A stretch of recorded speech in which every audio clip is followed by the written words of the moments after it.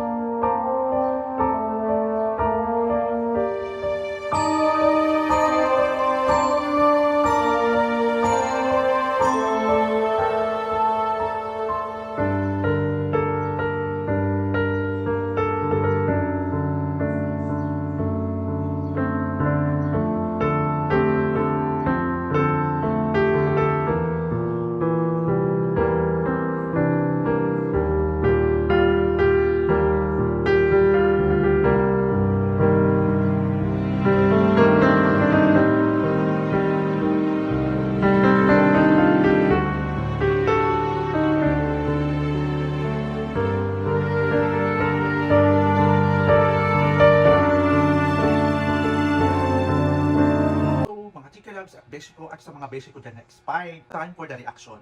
Nagre-react ako dahil may social responsibility ako. Alam nyo mga Chiki Loves ko at mga beshi ko dyan, normal lang po na naghihiwalay ang mag-partner, especially medyo bata pa sila, lalo na ngayon. Ang babata pa kasi nila nang naging sila, di ba? Especially nowadays, na nasa bagong henerasyon na tayo, nasa modern technology na tayo, na kung saan talagang maraming tukso. So, kaya nga sinasabi ko sa mga kabataan dyan, enjoy nyo lang yung pagiging single at enjoy nyo lang yung pagiging magjowa ninyo. Normal naman po talaga sa mga teenagers ngayon na nagkaka-partner. Pero wag nyo naman ibigay ng 100% para hindi kayo maloka-loka kapag nagkaroon ng hiwalayan. Walang masasakit na salita na palitan, di ba? And wala kayo, i-accept nyo. At kayo naman, yung mga iba naman na nagloloko, kung kayo naman ay sawa na, sabihin nyo na, hindi yung nagpapahuli pa kasi kayo, di ba? Na tipong ganon. Eh syempre, minahal ka rin naman ng partner mo, so tumpasan mo ng pagmamahal. Kung sawa ka na, yan pinagsawaan mo ng keps at anong slantar. So, sabihin nyo na agad. Ipapayo ko lang guys na kapag ayaw nyo na, sabihin nyo na sa partner nyo kasi minahal nyo na rin naman sila, di ba? Naging part sila ng life nyo, naging masaya kayo sa kanya, at sabihin nyo yung totoo kung ayaw nyo na dahil sobrang laki ng impact niyan when it comes sa ating mental health. Okay? Especially sa emotionally, psychologically, at spiritually. Yes, ayan po yung nakaka-stress at nagkakaroon ng depression ang kabataan natin ngayon. So, dapat maging patas ka kung hindi mo na mahal, sabihin mo na, hindi yung makikita mo na nakikipaglandian ka or nakikipagtsuktsakan ka, di ba?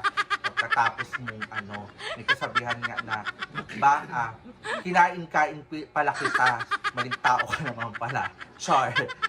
So anyways, ayan, magandang umaga and pray lang tayo guys. Kung meron tayong ganitong klaseng pinagdadaanan, ayan po. Yes. Good morning.